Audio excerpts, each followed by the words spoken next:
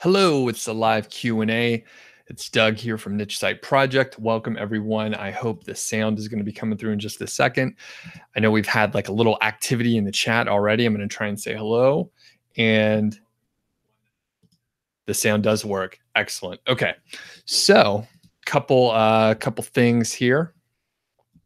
Some questions were sent in. We have about 5 or 6 that were pretty good questions. I will answer those for sure. As we look at some of the links in the description, I encourage you to check them out. So one is an area where you can submit questions for like future sessions and that sort of thing. The other is I want to let you know I updated the niche site process in the last couple weeks. I put a link. It's the second one. And it's sort of updated. It's organized in a more logical fashion now. Before it was a little bit of a mess, but it's a little bit cleaner now. So do have a look at that, especially if you're just getting started. I know Subham, you mentioned it's your third time on a live session, and I know a lot of other people just maybe want to get a refresher on the overall process. So have a look there. If you're not on the email list, you can go to any of the links to my site and usually figure out how to sign up for the email list. Additionally, there was a keyword golden ratio masterclass in the last couple weeks. And if you missed out, there's a link to that playlist below. Couple other things. If you want to support me in some way and you need a service, there's 2 affiliate things that I mentioned. One's hosting, Siteground. I really like it. Again, I'm an affiliate, so I get a commission if you use it. They have a really good customer service, and that's why I recommend them. Also, SEMrush. So I'm going to hop over to the chat really quick, and I got a lot of windows open, so it's kind of confusing me here. All right, we have Jim on, we have Asim, Waquez, Mark's on, and a couple questions were sprinkled in. I'm going to just kind of try and go through here.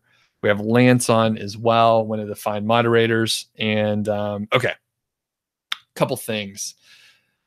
I'm just going to start right into the questions because that's what it's all about today. All questions are fair game. So on Wednesdays, I often do a live stream. I usually stick to a specific topic, partially for sanity and then partially for just having a tighter session. But on Friday, I'll answer all questions. So even ones that, we've answered before, maybe, and some, I mean, it's no one's fault, right? But sometimes people, maybe you'll ask a question on the topic that we just did, and I'll just point you to the video. So I will mention, so Evan said hello here. And I interviewed Evan in the last week or so. Success story, another KGR success story. So looking forward to publishing that hopefully in the next few weeks. So it's over with my editor, and I have a couple other interviews I'm working on too. Mark asked, how do I feel about focus groups? You're thinking of assembling a group of affiliate marketers to talk business. And then my follow-up was, can you define focus group? And do you mean like a mastermind group? And I'm trying to see if Mark put a reply in here. I do not see. Maybe I'll catch up. So first of all, if you're trying to do a focus group, I think like your vocabulary may be slightly off and I'm misunderstanding. So if you're doing a focus group to do research, then I would say, I guess what's your goal? If you're talking about a mastermind group, I do recommend that. Mastermind groups are awesome. I've always been in a mastermind group since I've learned about the concept, sometimes in more than one, depending on what the focus is. And I think it's a great thing to do. In fact, I think there's like a lot of people talking about that sort of thing within our community here for Niche Site Project. And I was able to talk to one of my former students, or I guess a student of mine, Graham. And, he has some interest in starting like sort of a more formal group. And then one of my friends has a friend who's also looking to start a group. So if you're talking about a mastermind group, yes, Mark, it is a good thing to do.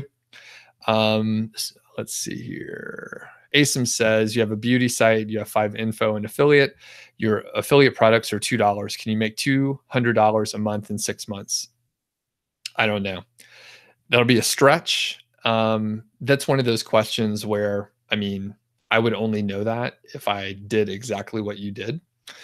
And I would tell you though, so I don't know the answer, but at $2 per like whatever the product is, my general answer is going to be no. All right. Evan is mentioning a subreddit called Just Start. I've heard of that one, and yeah, I've heard it's pretty good. I've never gotten into Reddit much. Anytime I've like taken a look, this is just me like a cursory glance, right? People seem kind of mean. Maybe I'd fit in there. I'm not sure. But as I read it, I'm like, I don't even want to say anything because people are gonna like just fucking criticize me. And I mean, I don't need that specifically. So I was like, maybe I was looking at the wrong ones too. All right. Evan says it's a well-run subreddit. Almost every post is useful or well constructed from a real site. Gotcha. Very cool. Marty says, "Oh, what's up, Marty? Good to have you on. I really appreciate all the support, Marty. It's not unnoticed. Thank you. Oh yeah, and I was gonna say, all right, I'm from the Atlanta area, actually Lawrenceville, Mark, and I don't go back super often because it's kind of far, but I'm pretty sure now that we're figuring out there's like an ecosystem of like. By the way, I didn't know anyone in internet marketing when I was in Atlanta. I mean, I know they were around, but I'm pretty sure we can do like a cool meetup. I know Marty's around there in Alpharetta. Evan is in the Marietta area. Mark's in Lawrenceville.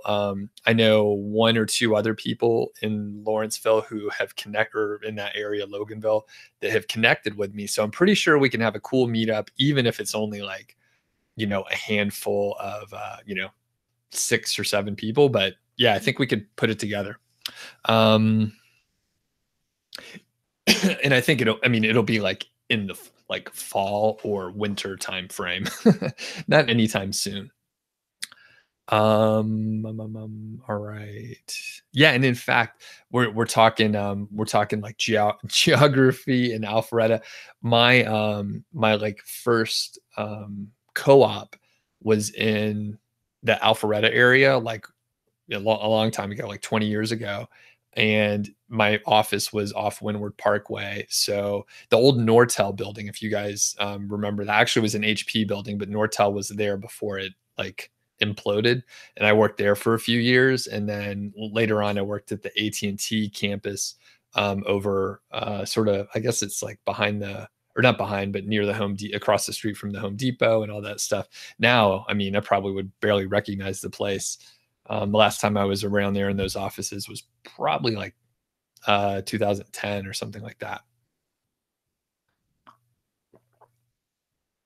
Okay, Asim says, how many articles do you need, and how many months do you need to make $200 a month? Okay, and we're starting to put it together. There's a couple thumb screws that we're turning here. So to make $200 a month, maybe you only need, and I'm assuming you want the minimum by the way you're framing your questions, which I don't recommend the way you're looking at this. I think you're looking at it sort of in a, you're like in a rush. So don't be in a rush. Okay, so what I'll say is, hold on, I'm trying to catch up to the chat. Sorry, everyone. The chat like jumps around sometimes and I lose my spot. So Asim, you can start a site with 10 posts. And within, I would say, I mean, your mileage is going to vary, but basically within like 6 months, you should be making $200 a month if you do things right.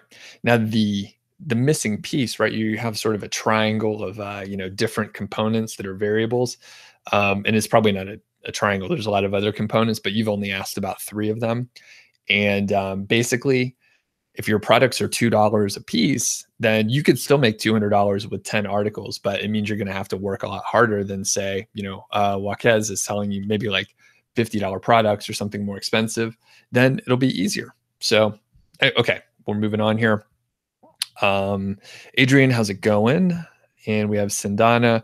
John, how's it going as well? Good catching up with you the other day. Joe, Marcus, Alwayne, John, Pretom. Awesome. This is the whole crew. All right. Um, quick question from Adrian. What's the best affiliate marketing book you've read or marketing book in general? All right. I don't read any affiliate marketing books, to be honest with you. However, I picked up this book here when I was on my trip to Portland. Are people familiar with that book called or the bookstore called Powell's Books in Portland? It takes up like a whole city block. It's like 4 stories, and I got this 1993 version of the 22 Immutable Laws of Marketing by Al Ries and Jack Trout. And when I was taking a look at, I bought Positioning too, another book by this pair. But it turns out that Al Ries, talking about like the metro area, in Positioning, it mentions that his company is out of Roswell, which that's where my wife's family is from. Okay.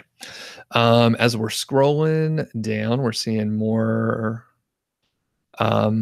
Joe says, what do I say about the Yoast plugin while using the keyword golden ratio? Should I follow it?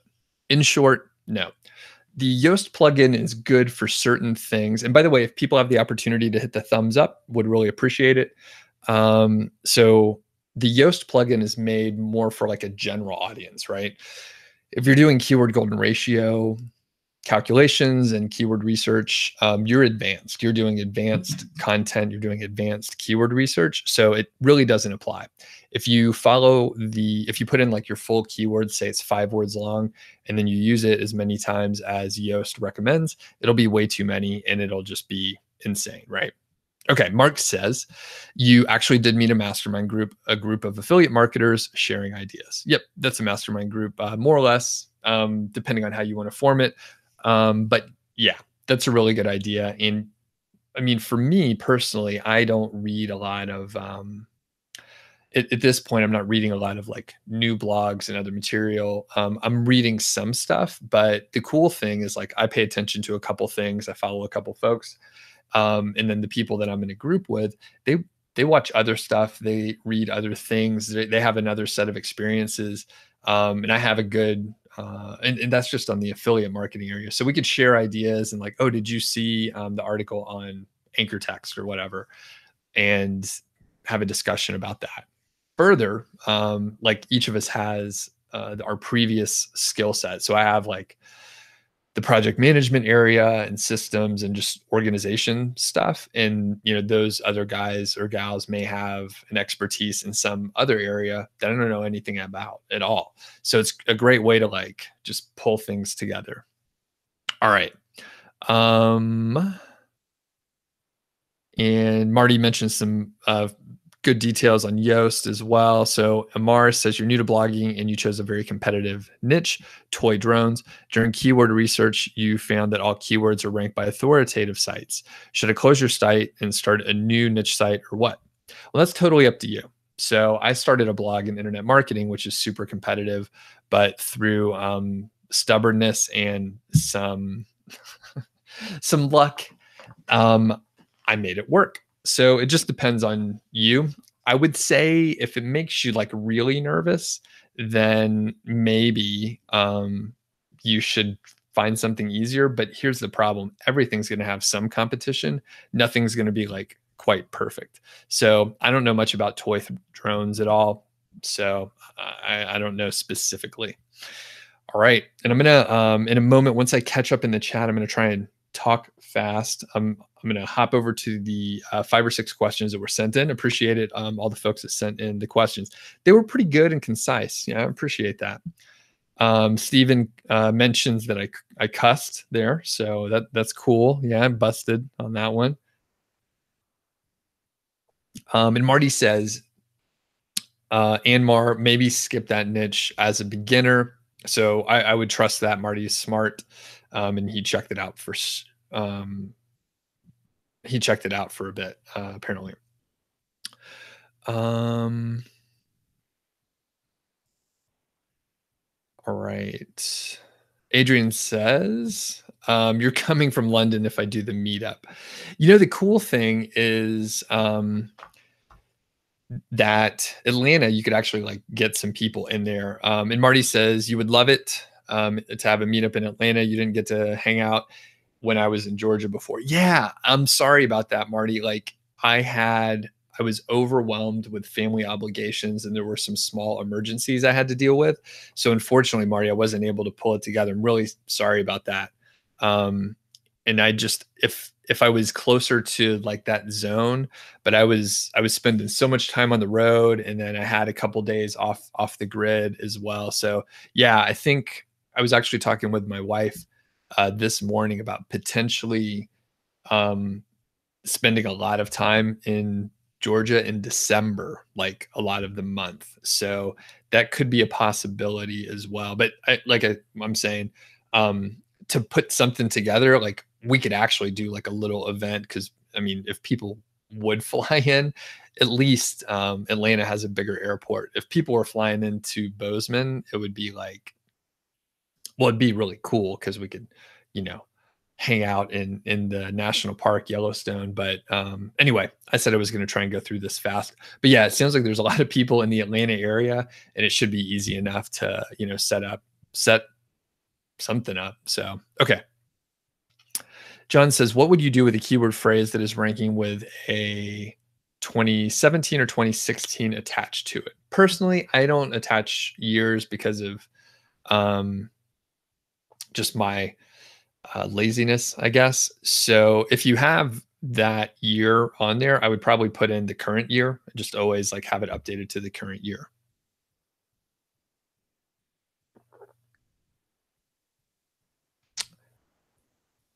All right. And Steven says you found a niche that has tons of KGR words and you've already found 60 of them and not even done yet. You're pretty excited. And Steven, why don't you give a little detail in the chat too? Like, did you have a hard time finding KGR terms in the beginning? The reason why I'm asking is a lot of people say, I just can't find any terms. I don't know how to find them. And I believe, like many things, it's just a skill. And once you start finding more keywords, then you find more and more. And then it's really not that hard to find a bunch of them. All right. Subham says, if you're only writing 10 articles to earn $200, then should we choose keywords of higher searches or go with the KGR? I would say go with the KGR. And I think, Subham, you're like, again, some of the phrasing, I'm like reading into it too deep, but you say, if we're only writing 10 articles, you should never, don't think so small. You can launch with 10 articles, but don't think, hey, I'm just going to do 10 and then that's it. It's going to be easy after that. You can start with 10, but if you want to make, $200, you're going to have to do some work. So it's not going to be easy. So don't focus on like only doing 10. I'm just trying to make it approachable, but I don't want to mislead you and make you think like, hey, if you publish 10 articles, and then you come back in 6 months, you're going to be making $200. Like it may not work out like that. All right. And Marty is giving the details behind my answer, which is perfect because it's a good cue for me, Marty. The KGR is where you should focus because the high search volumes have higher competition, and the KGR gives you a way to do it sooner. All right. Wakez says, are there any updates from Google? There's many sites are going up and down for about a week. Not to my knowledge, but if you check on a site called, I think it's like Search Engine Journal, you may be able to see if there's like some ups and downs out there. But I would say, not that I know of. I haven't heard about anything. Ravindra says, what are my views on combining an SEO strategy with a Pinterest strategy? In my experience, can KGR articles rank over viral topics? Well, I don't know much about Pinterest, but I would say combining an SEO strategy with another search engine like Pinterest, that would be a good idea. As far as KGR articles ranking over popular viral topics, I'm not sure, but I think it would probably be possible. But I haven't looked at that with that specific framework. Asim says skincare products are maxed out at $2 to $10. Should I skip the niche or is there some hope on it? I don't know. I don't know much about skincare or personal care stuff, which you can visually see just by looking at me. So I don't really know, and I don't know much about the Indian market either. But in general, I would say $2 to $10 is kind of low, and I would aim like higher than that, like, you know, 20 times higher than that, just in general, something like that. Looking at the $2 mark, right? So awesome. What I would recommend, go over, there's a link in the description for the niche site process. Go read that. It's like the length of an ebook or so, and you can have a look. The second section is on choosing a niche and stuff. So go check that out. And it doesn't mean that skincare isn't going to work. It just means you need to evaluate it in a more systematic way rather than like focusing on skincare. Savvy says, after selecting writers on Upwork, is there a template that you send them that outlines how the article should be written? Yes, it's part of my content templates. So if you sign up for the email list and follow the link to the downloads, or if you're already on the email list, you can get that. Go back to the first email, there's a link for the downloads, and you can get the content templates. Also, there is the perfect Amazon review format on the niche site process page, right? Or maybe it's the content section, but go have a look there. Poog says, when selecting keyword golden ratio keywords, do I look for a minimum monthly search volume, or would I go with 10 or 0? Yes, I would go with even 10 or 0. And if you have the opportunity, I noticed we only have 16 likes, which seems low. I feel like I've answered at least that many questions. So if you have the opportunity, please hit the thumbs up. I would appreciate it. All right, I'm going to go to some of the questions that were sent in here. So number one, Will asks, the Spruce has recently updated their sites to specific areas like pets, food, crafts. Why would they do that versus building up the Spruce?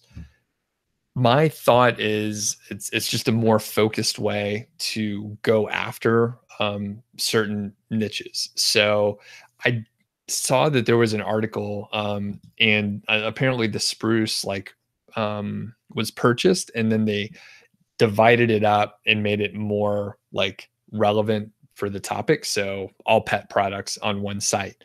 So I think it's just another way to do it. And I think, it's a good example. There's no right or wrong way. They could have it all like the wire cutter, where everything's under the wire cutter, or they could divide it up. My guess is they're able to be more sort of like surgical and specific on the specific sites, and have like a little bit more relevancy on the topics for, say, pets. So I don't know exactly, but I think there's some logic behind doing that. All right. Duke sent in a question around affiliate content and informational content. He's been recently working what the difference would be in the eyes of Google. Is it buyer intent keywords? Is it the amount of affiliate links? How does Google determine if you have too much affiliate content versus informational? Your thoughts? I don't know. Is the first part of it. I'm not sure. My guess is probably the buyer's intent is fairly easy for them to see. So if it's, best blank or something reviews, my guess is, they could tell that those are buyer's keywords. Additionally, I assume it's a blend. Google also can tell if, things are affiliate links. So my thought is they probably look at the two, and there's probably some threshold. So if you don't have too many affiliate links, maybe you could have a lot more content that's buyer related, or vice versa. So I bet they kind of work together. Good question though. Really not sure about that. The other part to add, and Duke already knows this, but with your informational content, you can have affiliate links in there. And I think that is, a good way to do it, just because what products they may be interested in based on the query that they used. Reza sent in a question that says, which do I prefer, 5 best action cameras or 10 best action cameras? With a 5, the top 5 article, you can make buyers more focused towards a few products, but with a 10, the headline is more attractive in the search result. What's my take on this? It doesn't matter. Just you could pick one or look at the keyword research for the search volumes or the competition, but I don't think it really matters that much.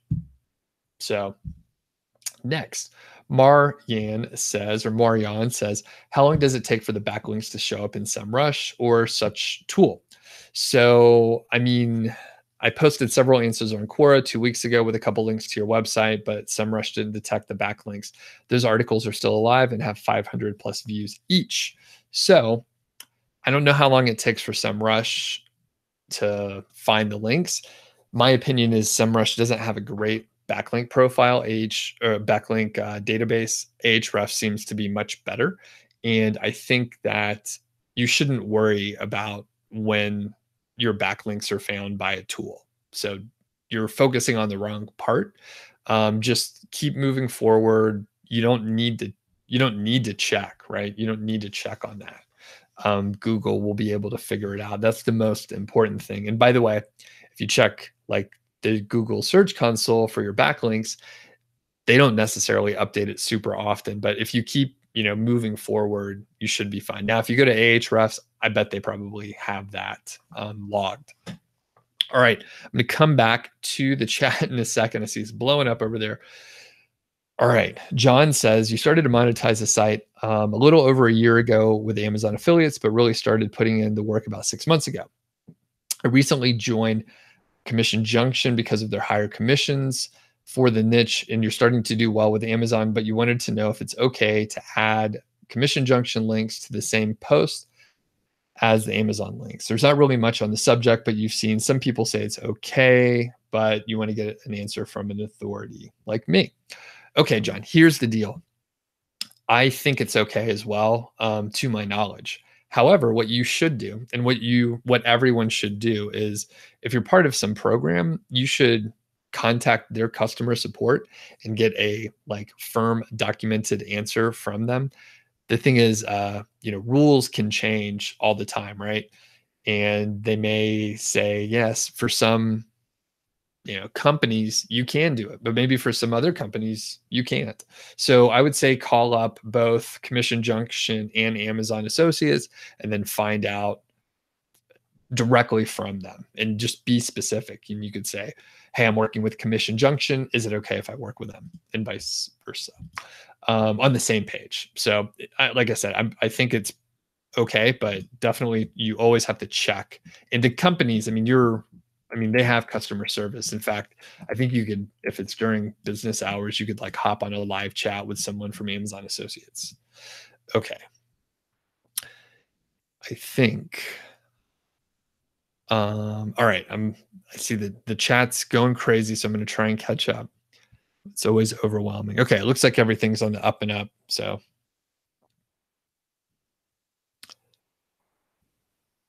all right. And Marty mentions that in the course, I have some info on working with writers on Upwork, and that is in 5-figure niche site. Yeah. And I go through I think there's a couple sessions where I'm hiring.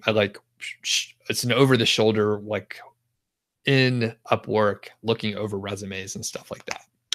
Okay, Steven says you started with a niche that's super competitive and you struggled with the KGR, and you have since started looking at other niches and use keywords everywhere in the suggested searches at the bottom of the search, the Google search. Another SEO calls the keywords at the bottom the cluster. Always look at the cluster and try the KGR method. You might be able to win the cluster and not the really tough competitive keyword. Okay.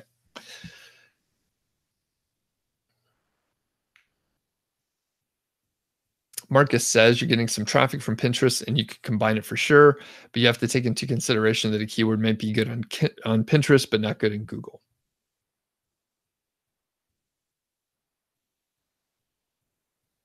All right, Subham says you found 50 KGR keywords for AdSense. Should you go for it? Sure, go for it. This is another one of those things, and you've only seen a few videos, Subham, but usually if someone is I think I maybe want to try something, should I do it? Sure, try it. Most of the time you will be better off. Even if it fails, you'll be better off because you'll know that it worked or it didn't work and you know what to do next time or not do. So if you're asking, should you try something? 99% of the time, I'm going to tell you, yeah, go for it. Try it. Um,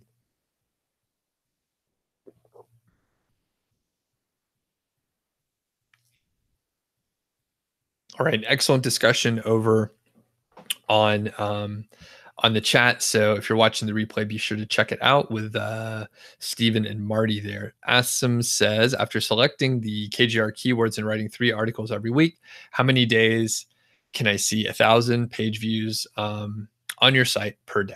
Okay, Asim, I'm gonna say I don't know again. Your questions are far too specific and impossible to answer. So unfortunately, there are too many variables, and no, if anyone tells you a specific answer, it's probably only a small likelihood that it'll be accurate. So I'm not sure. I have no idea.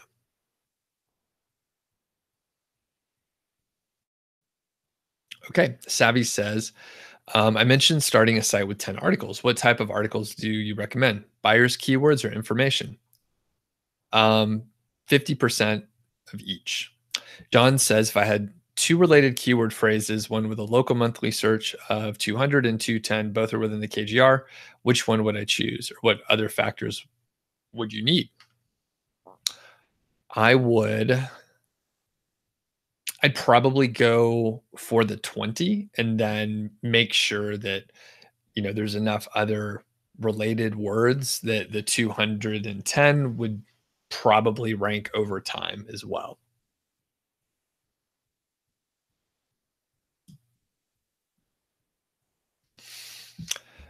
PG says, am I late? Not necessarily. But good to have you on. And you say I'm awesome. Thank you.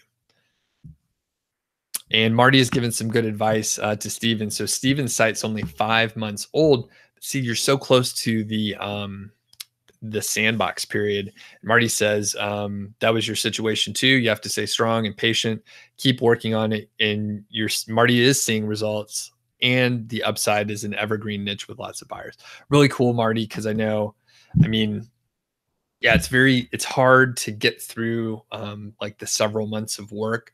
And, if it's too competitive initially, obviously that's a bummer. But you kept moving forward. And when I was talking to Graham the other day, it's like just the persistence and I mean, it's partially stubbornness, but it's persistence and like persevering through like the difficult periods where you're like, I thought this was going to work faster. But if you just keep in mind, everyone, that everything's going to take longer than you think and it will be harder, even if you're I mean, this is one of the very common things that I hear. And I mean, I think I was the same way. So I have a slightly technical background and I was like, oh, I'm pretty smart and I could work really hard. I should be able to do it faster than other people. Turns out,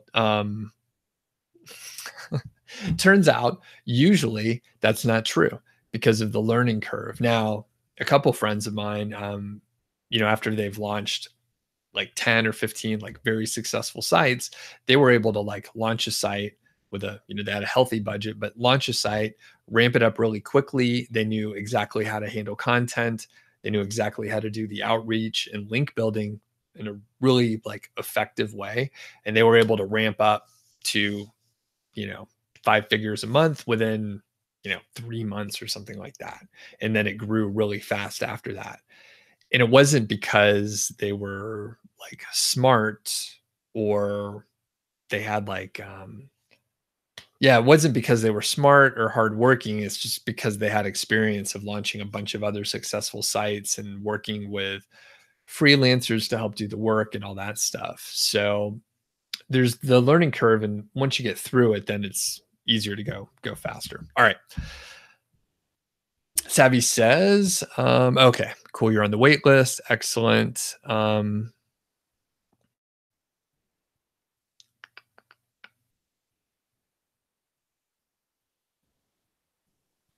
And I'm just catching up in the chat here. John says, when looking at the SERPs to see the types of sites focused on the keyword phrase, at least how many blogs or forums should show up on the SERP? I don't know. I'm not sure, John. I would say, yeah, there's no like set answer. I guess I would say at least one or two blogs is a good sign, but blogs are a loose term. Forums, I mean, even if you don't see any forums, that could be okay. If you do see a forum, then that could be a good sign. Asim says, is it best to target keywords that are in the $50 to $100 range? Yeah, something like that. I would say like 100 plus or minus, 25 bucks or so. Andrew says, your KGR keywords are stuck on the second page of Google. What should I do? All right. So basically, you have a couple choices. One is like add content, improve the content on those pages, and see how that goes. One key thing to note is you may want to research your competition that's on the first page and see like what their keyword density is and have a look at how long their content is. And Andrew, the other part is I did a video on this, like how to rank your KGR terms higher. You should be able to find that if you go to my channel, go to the search bar and just search for that exact question, something like that. But yeah, adding content is probably the fastest way to get some results. The other thing you could do is build backlinks. All right.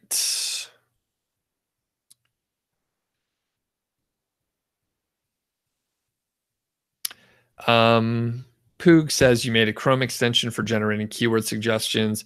You search SEO, or I should search for SEO stack. Let me know if it's any good. I'll be honest with you, I'm probably not going to go look at it. I'm quite busy. And I mean, if you wanted to do a demo video or something like that and just publish it on YouTube, I bet people would check it out. But yeah, I guess I don't particularly need that. Although some other people may find it useful, but good initiative. Yeah. Shawnee says the 6-month wait is the hardest part because it feels like nothing is happening. That's really true. Yeah. And I think, I mean, when people say, how can I get through the sandbox sooner?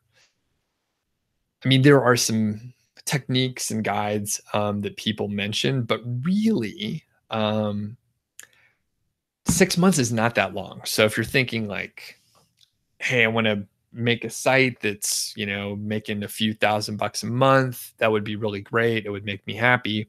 6 months is really not that long. So my advice is to start as soon as possible and start doing stuff. Again, you will definitely 100% make some mistakes along the way. However, as long as you attempt to not make the same mistakes again, you should be in good shape. And moving forward, you'll get better and better at what you're doing.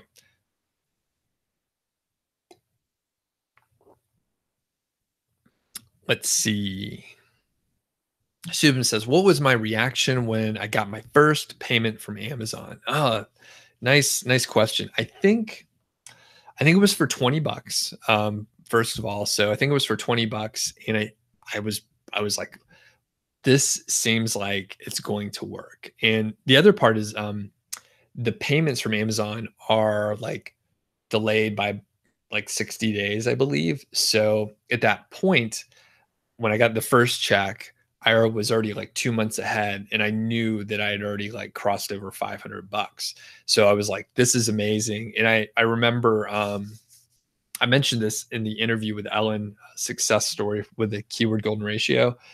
My wife and I were like on a road trip. We're driving through like northern Indiana, and at the point in time where we were having a discussion, like when I was like, I made $500 this month, like things are really moving up. It was like October of 2013, around that time. And we were in the Traverse City area. Are people from Michigan?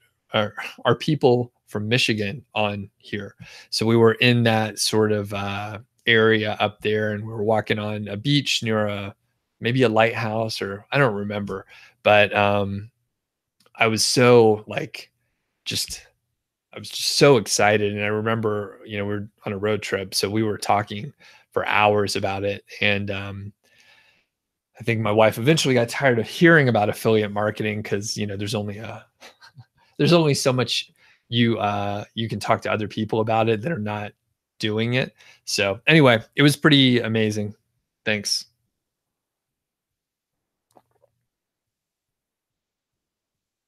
All right, Michael is on. What's up? We have Mads on as well. Puglia says, "Oh, no problem." And Steven says, "You wish someone would make KGR software." So here's the thing with the KGR software. And I know some other technical people have already figured out like how to like automate it. From my perspective, because a lot of people have asked me to develop it. From my perspective, part of the magic of it, there's a couple things, right? Part of the magic of it, if it is like you have to find the keywords manually because Google like throttles these searches because they're advanced searches. Um, and while I have some ideas on how to get around that, not anything too complex. Again, if you're like a software person, you probably have already figured it out anyway. But like to give away like or to have all the keywords just like given away, like it would lower the value of the keywords. Like the fact that it's harder to find them is a good thing just in general. The other part is I'm pretty sure from like the technical standpoint, there would be a decent amount of setup to make it work, right? So even if I had the software, like there'd be here's what would happen. I would figure out how to use it. I would have it running, but the customer support to help people set up the configuration and everything would be really time consuming. There'd be a lot of failure points, and I would have to charge kind of a lot for it, right? Because if I have to do customer support, that sucks. I don't want to do customer support, right? I don't want to help someone configure software. That gets really boring really quick. It's the same problem over and over again. Yes, I know I could document this stuff and like show people. People sometimes don't follow, they don't read the manual, right? But sometimes the information's there and they don't read the manual. So the other thing is I would have to charge a lot for it to make it worthwhile, and then it would not necessarily be a fun thing to work on. So I think some people have developed some like homegrown scripts and tools to help find the keywords a little bit faster. But anyway, the point is to create the tool would like diminish the value. Not a ton, because I mean, even if I gave you a bunch of keywords, I give this example sometimes, even if I gave someone all the keywords that they need and I gave you a budget to hire a team to write all this stuff, even then it's not easy. You still have to get through the 6-month sandbox. You still have to figure out how to hire a team and like, let's say I gave you 10K a month to spend. It's not a slam dunk. You still have to figure out how to hire people and work with them. And, you know, it's a little difficult to manage a team, right? So let's say, yeah, you wanted to hire 5 writers and 5 people to do keyword research. Let's say each of those people have, and you have the budget for it. Each of those people may have 1 or 2 questions a day as they're getting started, which that's a lot of emails going back and forth. It would drive you crazy, right? So even if you have all the right things, um, and a budget and the keywords and the team, it's still like slightly difficult. So I realize like even if you have all the keywords, it's not a slam dunk.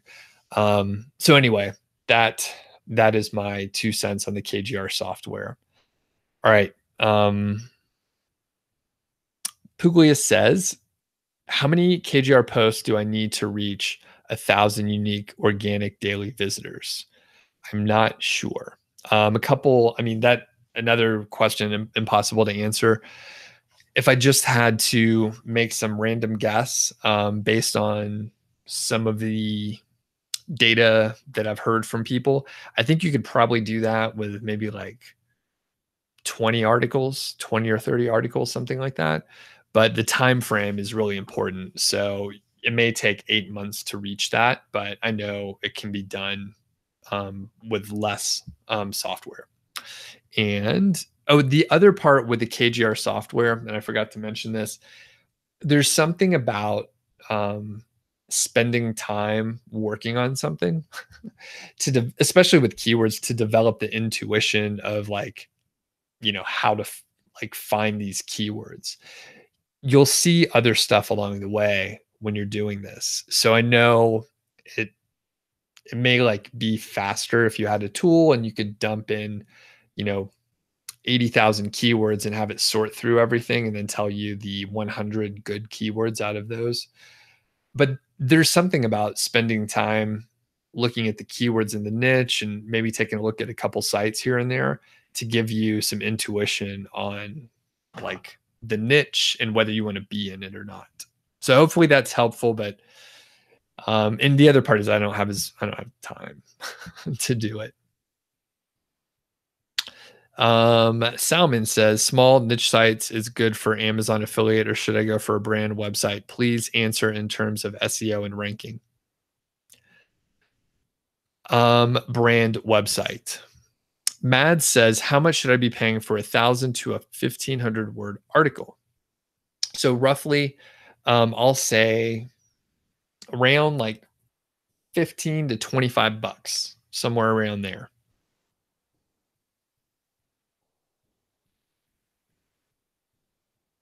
Subham says, how much time does it take me to write a 2,000 to 3,000 word article? Do I outsource it?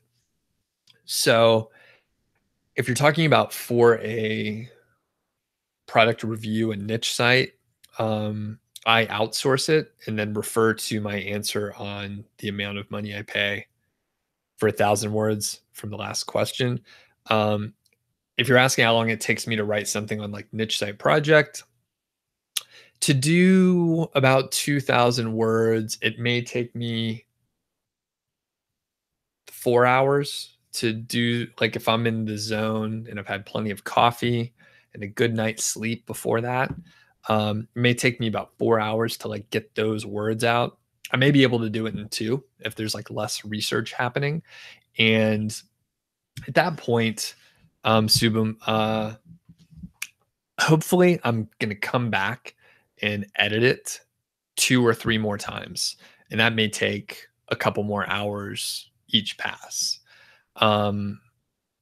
So to do 2 or 3 hours, it's going to take me probably a full day, but it'll be spaced out. So I will almost never do, a full, I'll never draft something and then immediately proofread it. At the fastest, it would be like later that day. So I have to step away and get away from the get away from the writing and then come back to it later.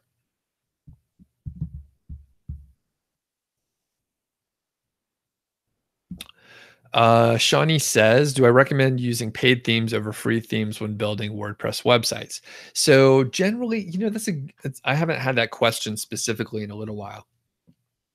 I do actually recommend paid themes, although the hard part is I almost never recommend themes. And maybe that's something, by the way, in the chat or in the comments later, if you have the opportunity, let me know, like, do you want me to, check out some themes and like give my feedback? Most of the time, the problem is themes have so many options and it becomes a little overwhelming and you start thinking, oh, I better, I have to put a button in here and I need to do these boxes in like the more rich formatting.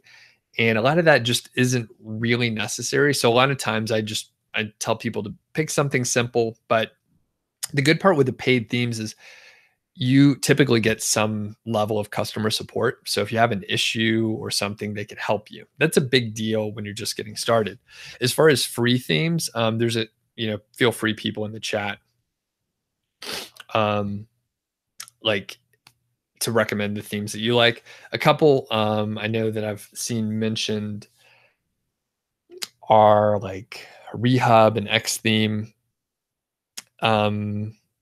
I guess like Genesis, or at least that I guess like Suite at Studio Press, those tend to be good. And as far as free, right? So here's the free ones I could recommend, Shawnee. If you go to like the WordPress theme area, if you look at the themes created by Automatic, Automatic is the parent company for WordPress. Those, a lot of them are free and they look pretty good, and they give you some flexibility. But and I usually try and stick to those because I know they'll be secure and they're not going to try any like funny business like inserting links all over the place or something like that. So I would take a look at either any of the WordPress themes or themes by Automatic, which is really, one and the same. Sum says, have I ever tried hands-on event blogging? No, I'm not even really sure what that is. Dcard says, you just took my hiring template and tweaked it and got great writers for $15 per article. Excellent. What did you tweak, Dcard? Michael says, you're horrible at writing, but decent at editing in your own voice, and you have an Upwork writer do the heavy lifting, and then perfect. That's a great way to approach it. All right. And Shawnee, Marty is telling you that he doesn't use free themes anymore, but you can use the free restricted version of WP Bakery to have a great homepage. And that's what Marty uses. And let's see. In what I recommend, and this is what I've done, like way back in the day, I found a theme that I generally liked and I bought like the developer's version. It was a little expensive. I think it was maybe like $300 or something, but it wasn't a theme that had like a monthly fee or anything like that. That's a model that is a lot more popular now, but I bought that theme and I learned how to use it. It's generally simple, and I use that often because I know how to use it, along with a couple of like the Automatic themes, like I mentioned.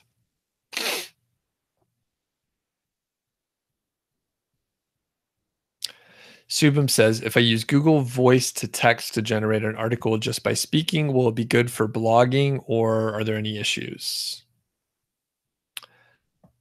All right. So I would say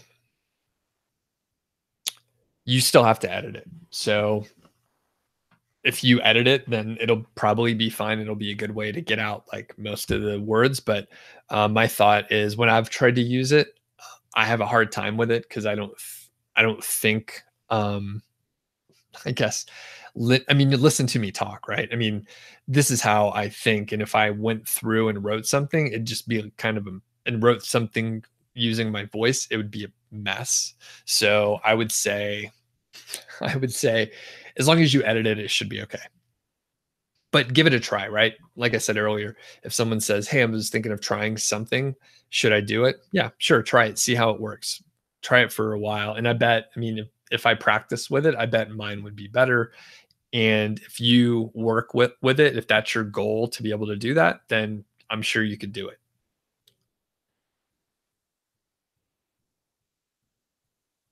All right. And Marty is giving some tips on themes, make sure it's mobile friendly.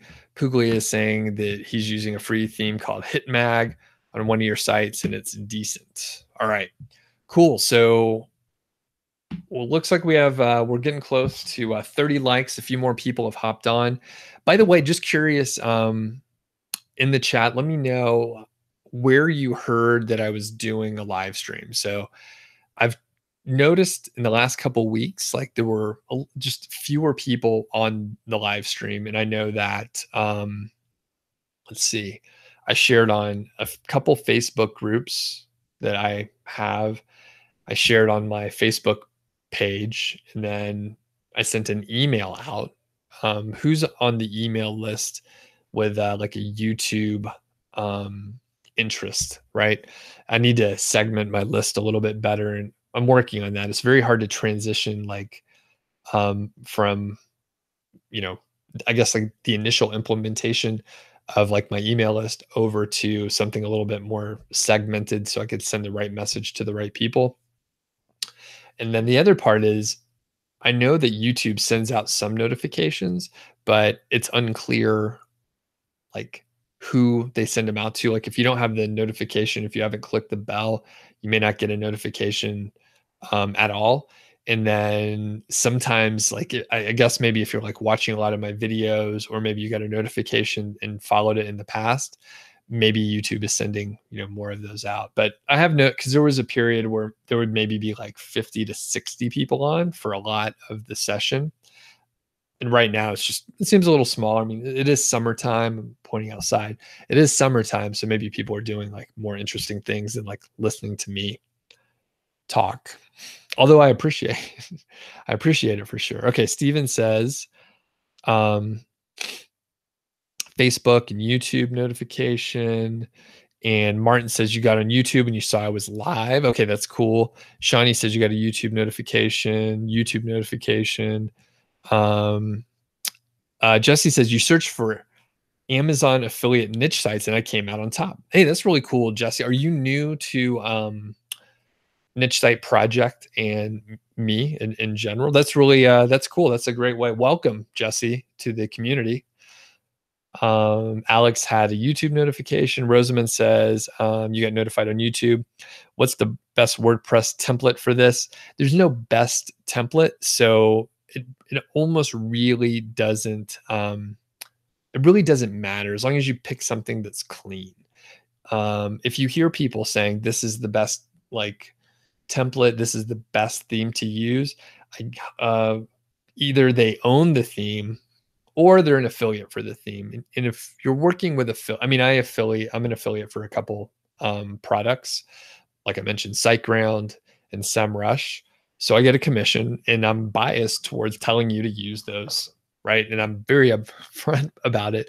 But if people are telling you like a certain theme is the best one to use and you should definitely buy it and you're missing out if you're not buying it, well, you have to look at their incentives. So always remember that, Rosamond. And, and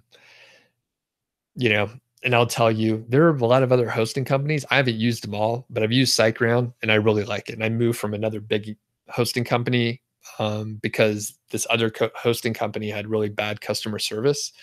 And I moved to SiteGround and they have great customer service. And that's why I like them.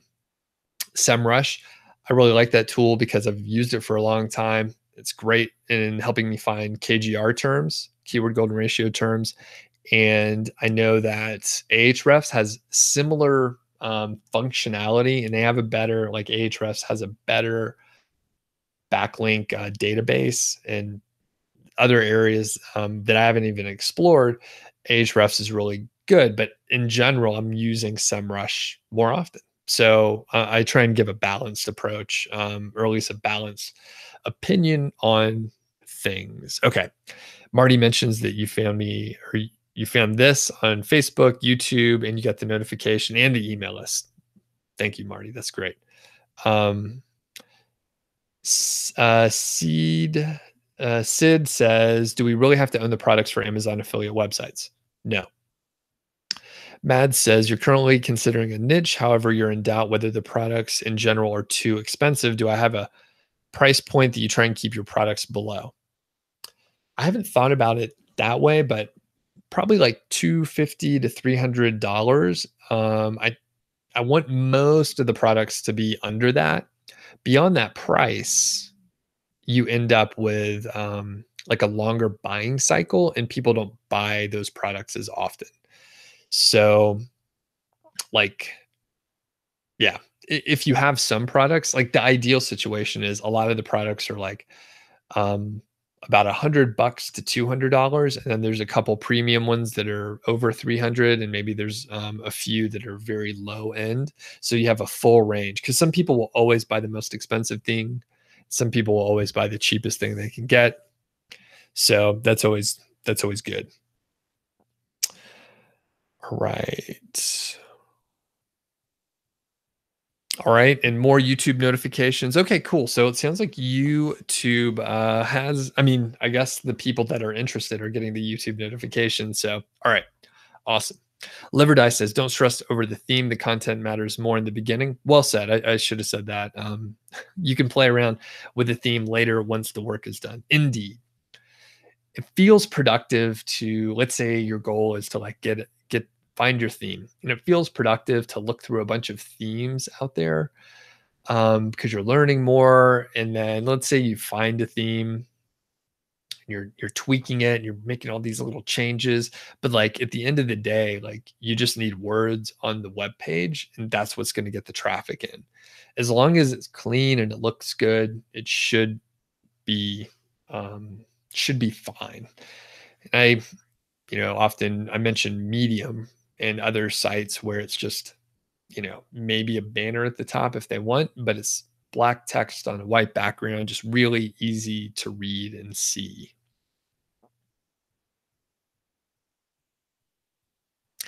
All right, and D card is saying that they use my template for content, by the way. And if you want any of the templates that I use, you can just follow the link to like the niche site process, that page.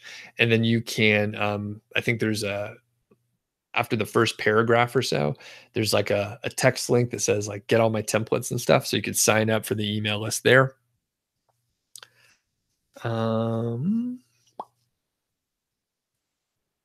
Jesse says you've been doing affiliate stuff for about a year and you're trying to keep up with SEO changes and you're creating more affiliate sites. Awesome. Good to have you on board.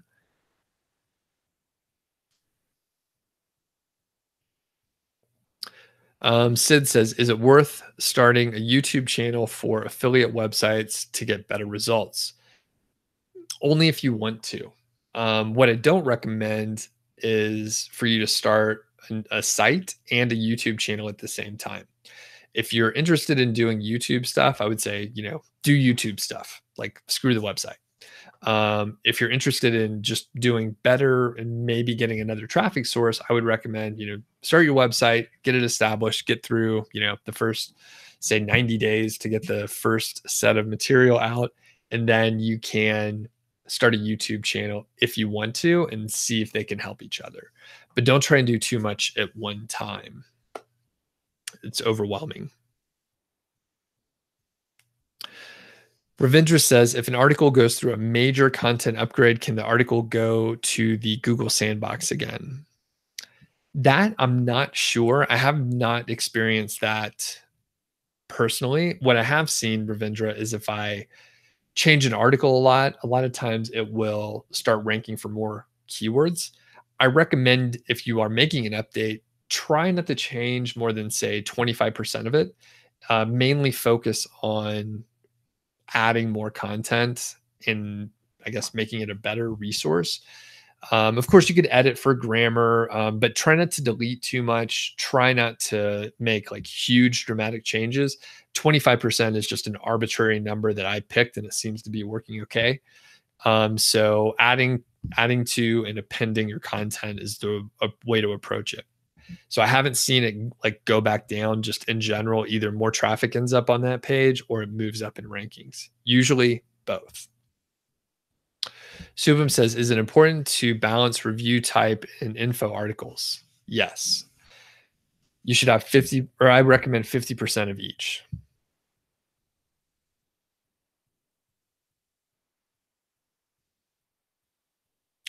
Subham says, when I started my first site, did I ever think I'd be earning thousands per month? No. In fact, when I first started, my goal was to make $300 a month. And then I think within like 4 or 5 months, I had already hit the $500 mark. And this is common, by the way. You're like, you set what seems to be like an impossible goal of like $300 a month. And then after I got started, I was like, oh, I can do this. And then after a little bit longer, you realize you set your goal way too low. And the sky's the limit.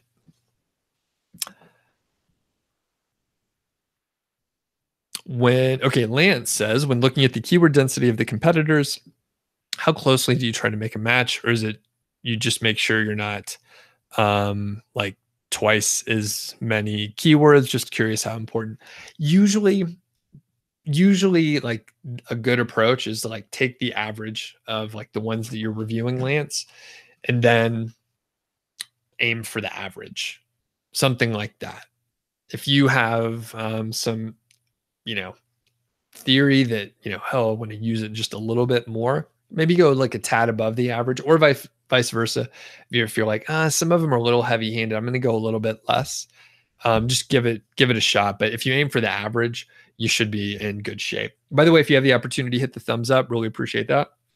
Michael remembers, oh, this is a good one. You remember, Michael, talking about Walmart possibly being the next affiliate opportunity. What are my thoughts about doing that now? Someone needs to be the pioneer. See, and I wonder if there is someone out there doing it already, but they're just like, it's not in our ecosystem. It's amazing how many people have like a whole, what am I trying to say? It's amazing how like every sort of like niche, I guess, or like community, there could be like so many people involved in it, and you think like that is what's going on. Because I haven't heard anyone talk about like Walmart affiliate marketing, but I mean Walmart's huge. They're trying to grow their online marketing area and business. And I think it'd be a great one for someone to like jump into. But I haven't tried it. And what are my thoughts on doing it? I'm very busy. I take on too much stuff. And I think I've talked about a podcast a lot recently. Or I guess it's been a while, but anyway, I'm working with my wife on a podcast, and we redid the first episode like twice, and then we realized, you know what, let's do it again, because we did sort of the intro podcast episode. We kind of covered a topic, and then we talked about ourselves a bunch, and we both got better in the second try. But as we thought about it, it's like, why don't we like give value first, and then like maybe later on we'll do like the intro of like our backstory a little bit more, versus like just jumping in and just talking about yourself. I mean, a podcast is and a YouTube channel and a blog, it can be incredibly self-indulgent. I mean, most of the time I'm just talking about myself. So that said, we're going to re-record it, and we're going to go over like how to get promoted in your corporate job. By the way, the podcast that her and I are working on is called Survive the 9 to 5. It's not, I don't know when we're going to release it. We're going to try and get a couple episodes recorded before we do. And then me personally, I was like, I really want to geek out. By the way, in the chat, who is a big podcast consumer out there? Like if I put out a podcast, who would be interested in listening? Just let me know in the chat. Just curious on that. So I've wanted to start a podcast for like probably 3 years or so. And I've always been able to resist and realize, hey, I got too much on my plate. I probably shouldn't try and do that, but I just can't get it out of my mind. And as I'm looking at the content that I have on YouTube, the content that I have on the Niche Site Project blog, I was like, I can repurpose a lot of the content. For example, I have several interviews where I just go over success stories, and there's no real value of like the video content. We're just going back and forth. I think I have about 8 of them that are already published, and then I have a couple more coming through here before too long. So just that, I was like, I could put out, say, a season of success stories, right? 10 success stories, and then that's all it is. 10 success stories. I can do, and I'm thinking more of a season approach. I like the binge listening, binge watching approach. It's easier for me to work on this stuff in a lot of ways. And it's easy for me to look back and, I'm checking like the playlist with Alex on the Keyword Golden Ratio Masterclass, and then a couple of other playlists that I've put out all at once. And I'm like, hey, that's cool. People do enjoy like binging on a topic, and, television and streaming stuff. I mean, that's fantastic, just to be able to like blast through something and not have to wait, week over week. So we'll see how it goes. But I just, again, I can't get it out of my head. And I got introduced to all this stuff through podcasts personally. All right.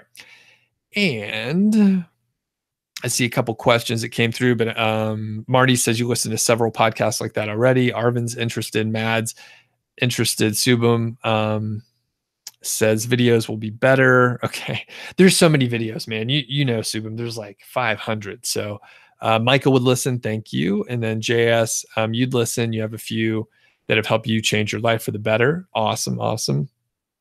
And Marty says maybe get a few of the 5-Figure Niche Site members on the podcast. That is a great idea too. And you would love episodes on the more advanced or finer keyword research skills. That's cool. That's a good idea. And I think when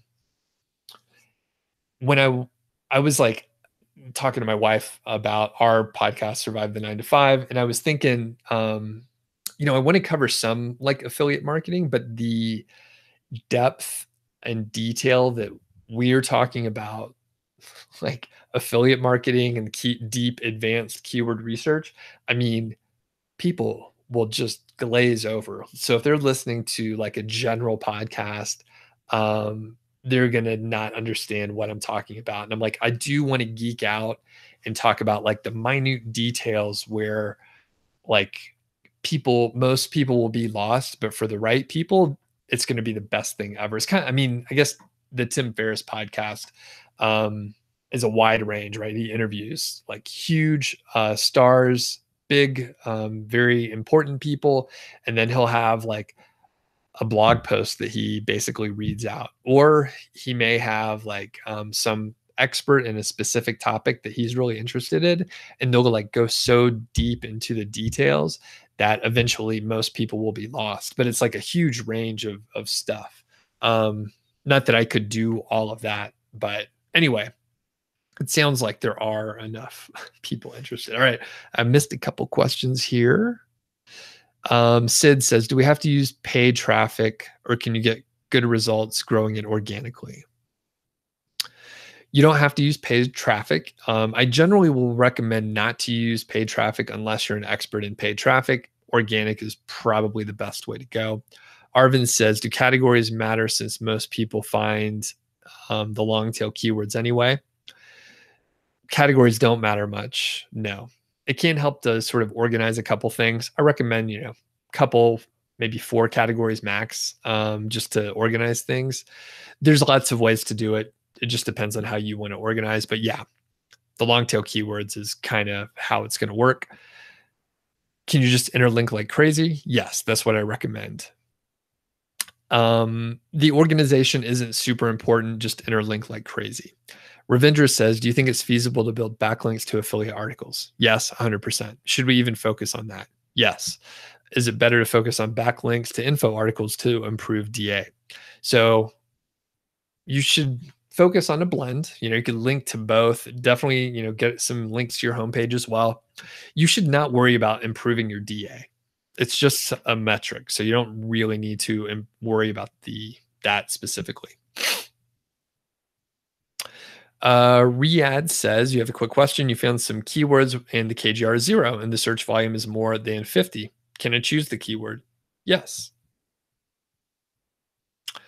Ravindra says, what's a good conversion on an affiliate article in my experience? The Amazon purchase divided by the page visits.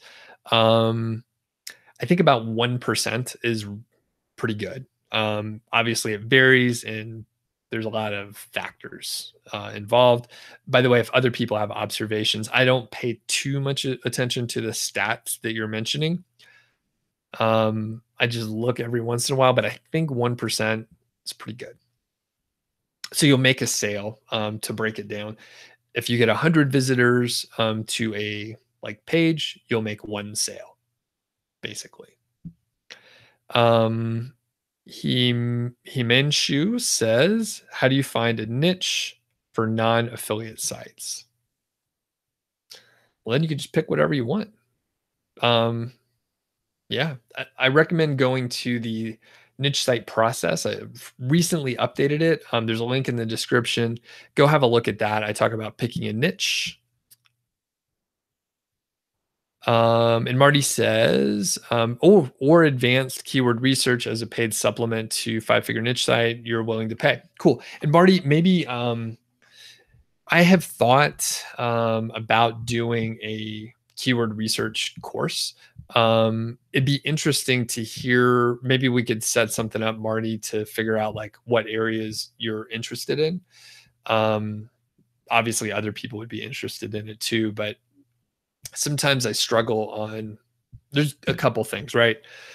I want to make sure like the course is, 5-figure niche site has what you need. And the advanced stuff, right? If in the course, right, I keep it simple. And if you put too much advanced stuff in the course, you lose people, right? It's too much. In fact, I was taking a look at a course for a friend of mine, and it is extremely thorough. In fact, it's overwhelming. And when I looked at it, I was like, what are we learning here? Like it's everything, like everything ever that you can learn about internet marketing. And I was a little bit, I was lost, and I understand the concepts. And I was like, I don't understand like what the point is that we're doing here. And the point is they put everything they knew into the course, and it was too much. Like they need to strip it away. But yeah, Marty, maybe we could figure out like what is advanced and useful. And maybe it's like, here's what you can do in Ahrefs, and like, here's how you could sort through some stuff. And, it's really advanced. So, okay. Trying to catch up. Ravindra says, does regular posting schedule hold any relevance from an SEO perspective? No, not directly. Riyadh says, you found some keywords and the keyword difficulty is more than 30, but the KGR is good. Can you choose that keyword if the keyword difficulty is more than 30? Yes, you can. I don't know which keyword difficulty metric you're using, but if the KGR is good, then you're probably fine. Is there a specific way to find out the competition of selected niche? Yeah. So what you would do is find a bunch of keywords, and then you would study the results when you Google those keywords. And then you would make an assessment based on like the quality of the site, the quality of the content, the backlinks going to those sites.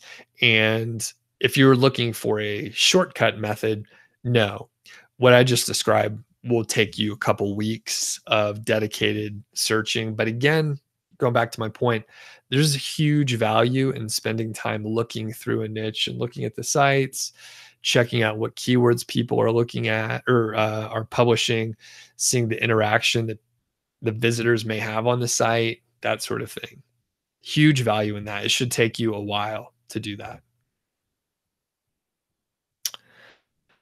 Chris says, have I ever used on-page optimization tools? No, I haven't. And Marty says, you would love to talk about it. You have some ideas of topics that you've experienced so far. Cool. Yeah, maybe we can set something up for next week. Matt says, let's say your first niche site fails and you don't earn anything within the 6 months. How would you identify what you're doing wrong in order to make your next site a success? So that's a little bit of a tough question. So if you follow like a specific model, then, and the model is a good one, you should at least like make some money. But I would look at, this is kind of what I used to do for my old consulting job. You're doing sort of a gap analysis. So I would go in and identify like the present state of your site. Look at the keywords. I'd take a look at, the content, take a look at, your backlink profile and see like where it's at. At that point, it should be pretty straightforward on like where the issue is. There's a couple areas that it could be. I'll just throw out a few. By the way, if there are any more questions, be sure to get them in. It looks like we've made it to the end of, I made it to the end of the chat. So I would look initially at the niche. So is it like crazy competitive, or is it just like one where it would be very hard to rank in. Let's say you pick something medical and it's all medical journals or big authority sites that are ranking, organizations, stuff like that. That could be, one thing, just a niche where it's bad. The other part is the keywords that you picked. So even if you pick a decent niche, you may pick the wrong keywords that you'll never have a chance to rank for. So that's another thing. And it doesn't mean that it would be wrong necessarily, but like, let's say you're saying within the first 6 months, maybe you picked good keywords, but they're just a little competitive, and maybe you would be able to rank in 18 months or 12 months, but in the first 6 months, maybe you won't. So the other area could be like backlinks, right? So let's say you picked decent keywords, you picked a good niche, but you haven't done any backlinking at all, and no one cares about your site because basically no one will care about your site unless you tell them about it. So just by default, no one's going to care about you or your site or how much time you put into it or how much you invested. No one cares. So once you look at those like main 3 areas, like you could usually identify where. And hopefully that's helpful, Mads. Hermanshu says, you're a fan. Thank you. And you're seeing the course, 5-figure niche site. Awesome. And we're doing I am doing another launch of the course in about a month. So keep an eye out for that. If you're not on the email list, do sign up. I send you helpful stuff, a lot of templates and that sort of thing. And you'll hear about the course through the email list. Sindana says, do I recommend using the Search Console for fast indexing or just submit a sitemap and let Google do its thing? Generally, I just let Google do its thing.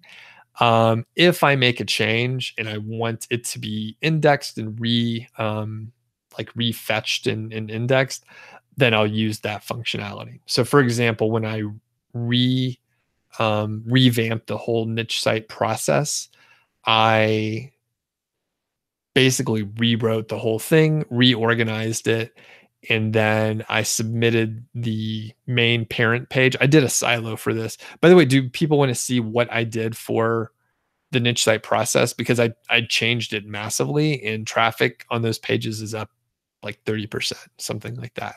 So I added a little bit of new content, and then I changed some things up, reorganized it, set up a silo, which the silo doesn't actually matter. But in this is one of those situations where I'm like, this is a well-organized piece of content if I put it into a silo and have a parent and a child page and pages. So that's what I did. So anyway, if you're interested, let me know. But basically made those changes, interlinked well, and then I submitted it to the Search Console, and I asked Google to, check the, I asked Google to refetch the page and then re-index like all the internal links. Oh, and Marty gives a shout out for the 5-figure niche site. So appreciate that, Marty. Brightfish, what's going on? Good to have you on. All right. Any questions? I think we're getting close to the end. The questions have slowed down just a bit. And I think one of the things I'm working on today, just since we're wasting time, and like I said, these things are just basically self-indulgent in a lot of ways. What can you do? If people remember the sump pump issue that I had back in, really it was like February, but I think like where my townhouse is, like this corner, I think it used to be a swamp. Like I think there's a spring like somewhere in this little corner where I live. There's a couple houses, and basically since the end of January, which at the middle of January, there was like 1.5 feet of snow, right? It's a frozen tundra in these parts that time of year. It is, but underground, of course, it's like 56 degrees or whatever. So underground, it's wet, right? It's wet. Even though the snow isn't melting, there's no major like rainfall or anything. It's just snow. It's all frozen, but there's water underground. So since January, for 24 hours a day, the sump pump has been running, pumping water out. It's crazy, right? Again, frozen tundra. So water's pumping out. At some point, the pump died. This is probably about 5 or 6 years old. We bought this house and it's already been around for a few years. So it's probably 5 years old or so. So the pump died. That happens. So I got a new pump. And then after a couple weeks, that one died. So I returned it and got a new pump, a little bit higher quality pump, and that has been pumping 24/7 since like whatever, mid-February or maybe March. There were periods where it totally flooded in my crawl space and it was like this far away from my furnace. And I sort of had a temporary hose going out. And at this point, the hose sort of is a little compromised. So I'm like going to have to work on it today. So I'm going to go back in the crawl space in a minute. All right. Anybody have sump pump problems? I mean, I've learned a lot about sump pumps. Very important. Okay. Paul says, hi, hope you're well. I am doing pretty well. Thanks. How much outreach do you need to do to get one good guest post? Impossible to answer that question, Paul. Sorry. I would say I'll just give you a rule of thumb here. I'll give you 2 examples. If you're sending out cold emails to random people that you don't know at all, you'll probably have to send out, I would say 30 to 50 emails, something like that. And then you'll probably be able to get like 1 guest post out of that. Cold outreach. And then if you're doing like high touch outreach, like I recommend, you probably only need to do 3 to 10. You could target 3 to 10 people, start nurturing a relationship with them, and then you'll be able to probably send an email and they'll probably let you guest post. And Jesse knows some stuff about a sump pump. So I have it's a vertical switch on my particular sump pump, and it's like 50% overpowered versus the other pump that we had, because I'm like, all right, I want to make sure that it's not going to be overworked or anything, and it pumps like crazy. I mean, it has some serious force. And the part that I need to fix today is I just sort of like got the output pipe and connected it to like another output pipe that I have going outside the house, of course. But it's a temporary sort of like it's like it's hard tubing that's like flexible. It's for a sump pump. It's made exactly for what we're doing, but I need to hard plumb it, I guess, and make sure that like it's going out properly and there's no leaks. Right now there's like a tiny leak and it's sort of like inferior. So it's actually not that noisy. Although, all right, we'll end here since I mean, the sump pump is interesting, but not that interesting. The previous pump that we had, it was a half a horsepower and, it was fine. It pumped well, but it was a little noisy. It's actually directly under where I'm sitting. So like whenever it would turn on, I would hear it cycle on and off and it would sort of vibrate the floor a tad. The new pump is a 3/4 horsepower and it doesn't have to work as hard. So it's actually much quieter, and you could sort of hear it like when the switch clicks, but then after that, like it doesn't make a noise, which is great.